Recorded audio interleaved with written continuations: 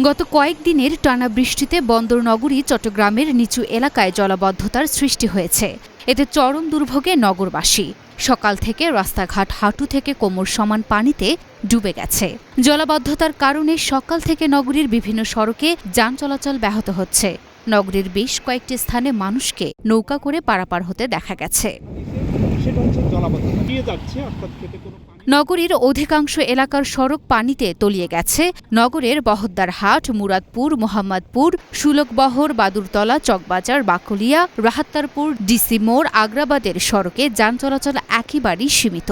সড়কে হাঁটু থেকে কোমর পর্যন্ত পানি। এসব এলাকার অনেক বাসাবাড়ির নিচতলায় পানি ঢুকে গেছে। জলাবদ্ধতার কারণে মঙ্গলবার সকালে অফিসগামী এবং নানা প্রয়োজনে বের হওয়া লোকজনকে নানা দুর্ভোগ পোহাতে হয়।